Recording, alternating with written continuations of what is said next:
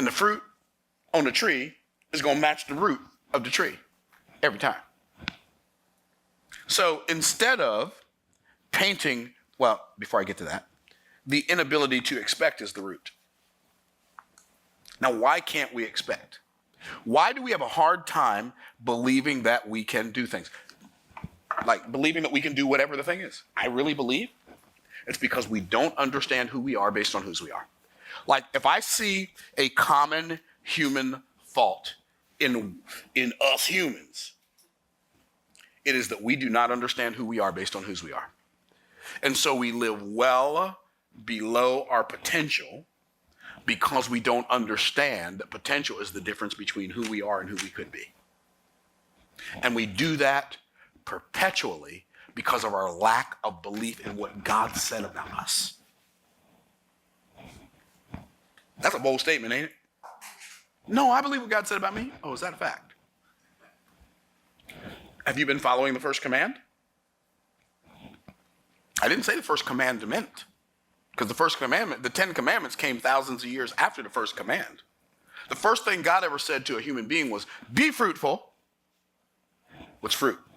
Fruit is a living organism whose seed is in itself. So when God said be fruitful, what's he say? Produce on the outside based on what I put on the inside of you. God put an aspect of his creativity inside of all of us. And we're supposed to make it show up outside of us. And when we do, and it shows up outside of us, it will serve people at a very high level. Be fruitful, multiply. Why? Because fruit does not grow by addition. It grows by multiplication. What did Warren Wiersbe say? Any fool can count the number of seeds in an apple, but only God can count the number of apples in a seed. Multiply. You know what multiply means? It means to increase. So God said, produce on the outside based on what I put on the inside and increase. Is that how we live? Not generally. We get to a point that society told us that we should be at by a certain age and we stagnate. Yeah, but you already have enough. Okay. Now that you have enough for you, go get some more so you can help somebody else. This is a Cybertruck. Replenish means to fill up. So God, the first thing God told the man to do, he said, produce on the outside based on what I put on the inside. Multiply and increase, fill up the earth. And then he says, and subdue it. Subdue means to trample down. Stomp everything that attempts to stop you. What does that mean? That means you are going to have opposition because disruption always follows intention. Okay? And then he said, and have dominion. If God is telling us to have dominion, that means we have the ability to have dominion, because God never commands us to do something he didn't give us the ability to do before he gave us the assignment. He never tells us to do something and gives us a command to do something before he gives us the capacity. So if he's telling me to do it, that means by the very virtue of the fact that he's telling me to do it, that means I can do it.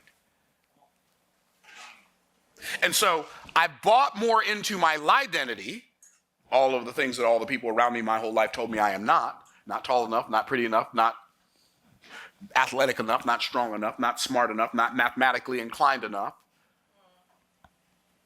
You don't get good enough grades, and you are so intimately aware of what you are not that you are almost completely unaware of who you are.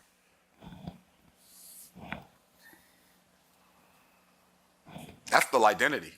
And by the way, here's what's going to happen. When you break, it's so interesting to watch people attempt to overcome the identity. Because everybody's more than they think they are. Everybody. There's not a single solitary person listening to me, Myron Golden, I'm talking right now. I am more than I think I am. I have more ability than I believe I have. I'm working on believing I have more. I ain't perfect at this. I ain't preaching at y'all, I'm preaching at us. But this is something that I've been practicing for a long time. And I am telling you, there are things that I do right now I could have done in my 20s, but I didn't have the belief in my 20s I have right now. And I'm telling you, if you shift the belief, and I'll tell you how to do that in a minute. Yes, I will. So stop painting old fruit, start planting new roots.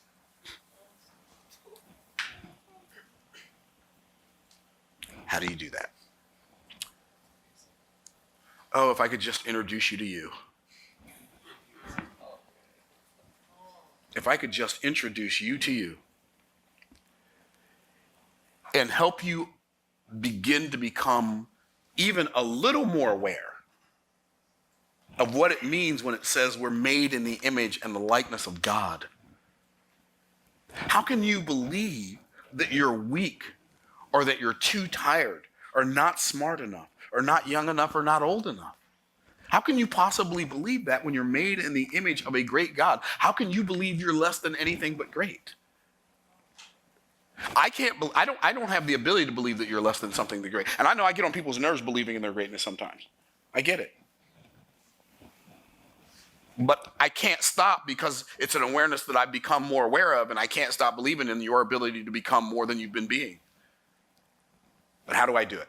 Well, here's how you do it. You plug into the ultimate identity. What does that mean? So when people have an identity, you've been told your whole life, you're not this enough, you're not that enough, you're not good enough, you're not strong enough, you're not, all of that, your whole life. Well, guess what? We begin to resent it. We know it's, like in our heart of hearts, we know it's not true. And so we attempt to prove it's not true by creating what I call a my-identity. What's a my-identity? That's another fake identity that you create while you're faking it to make it, till you make it, to prove to other people that you're more than they thought you weren't. But it's still not the real you. Because it's a reaction to people's misperceptions of you instead of a response to who God told you are. I mean, there are people in this room right now who are in their 30s, 40s, 50s, maybe 60s. Maybe I'm the only one in here in my 60s. You're in your 60s too, Ed? This year, okay. Yeah, so 30s, 40s, 50s, and 60s who we're still trying to prove something to our third grade teacher. Mm-hmm. Still trying to get daddy's approval when you don't realize you already have your heavenly Father's approval. Still trying to get mama to notice you. Baby, get over it. Let that ship sail.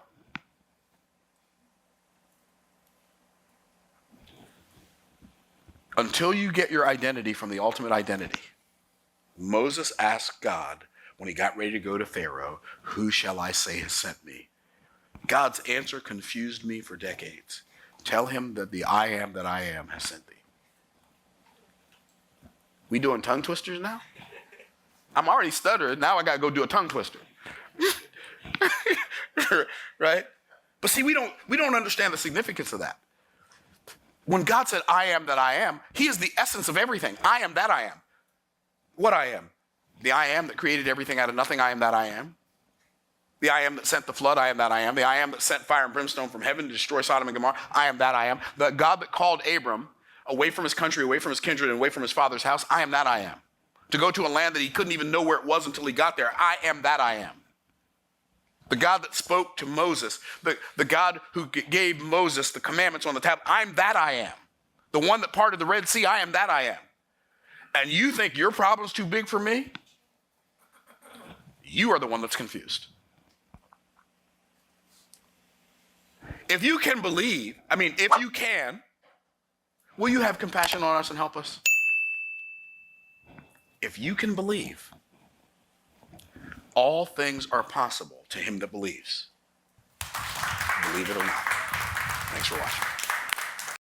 Have you ever wondered how the world's currencies are traded? The foreign exchange